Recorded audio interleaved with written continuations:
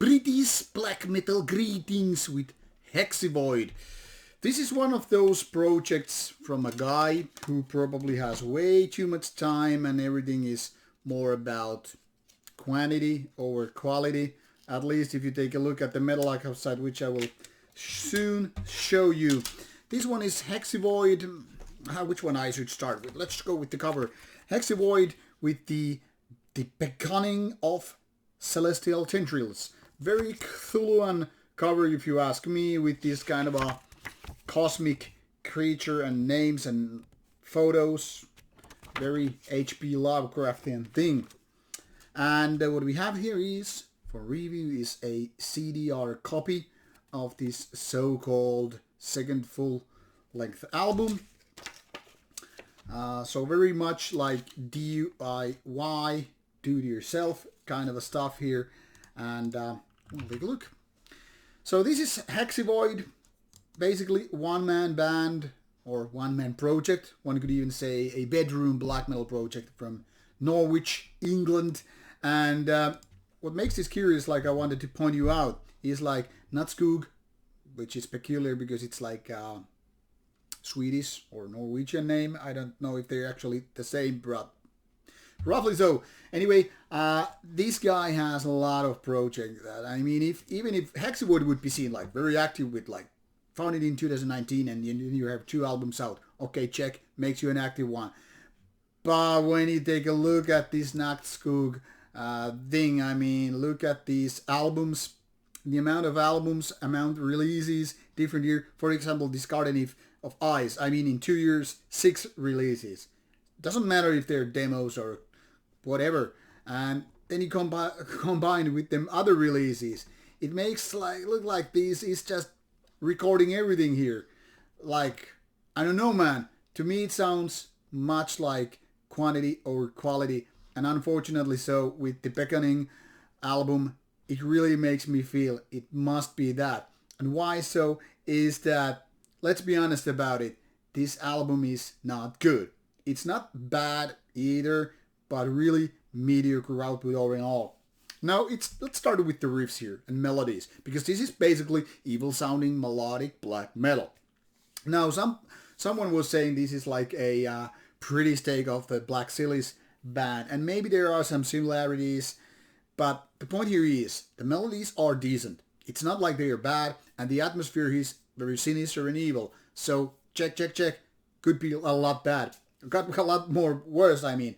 The thing here is, none of these melodies are exactly bad or anything like that, but they are nothing out of ordinary. They are not like, yeah, this is the band I'm gonna be talking about for the 2021. This is more like, yeah, you're definitely getting there, like demoing some decent material and all that stuff. But it's not like groundbreaking stuff. It is just mediocre riffing with some nice ideas. And then we talk about production, which is very much like do it yourself in your own bedroom. Hence the bedroom black metal concept, which is often used as a kind of a derogatory term for bands that are just, or projects where one person is doing their own stuff, probably in the privacy of their own bedroom, while the significant other is watching some television and like, oh, I'm gonna do this heavy vocals right here, and boop, boop, boop, and then programming the percussion and all. Sometimes obviously one-man projects are very good. I'm talking about bands such as this, and there are lots of other bands or projects which then again are good even though there is only one mastermind.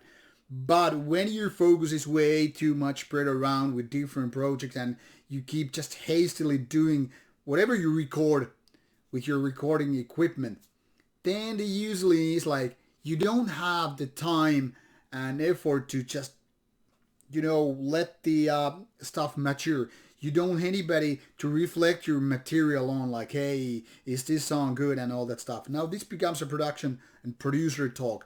But my point here is, when you hastily record everything, what you have in your mind, you probably end up using a lot of more mediocre ideas than what you have in case you had only like 1 or 2 projects going on. And if you had other band members to just ponder these things upon, you know, reflect the ideas, pick out the best parts and all that stuff. Like for instance, once upon a time I was reading this comment about Envoy, like how this one member brings tons of riffs to this rehearsal place, and the other one shoots down like 9 out of 10 ideas, and the rest keep going on to which album and all that stuff.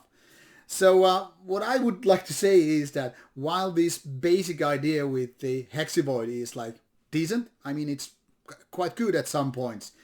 Definitely some of these melodies are worth using, but there are lots of parts which are not. And also the production being so weak and the vocals not too great either makes the whole outcome rather like demo. And doesn't change a thing when you just put it on a CDR and released under a label. It still feels like a demo, now just with a label name there attached. It's still a CDR copy, which kind of emphasizes the feeling that this was hastily done and not with proper focus, polishing and fixing the errors and flaws. So I don't know. This is not bad, but I have a hard time getting enthusiastic about it. Some good melodies here and there, and the rest is like, forget about it.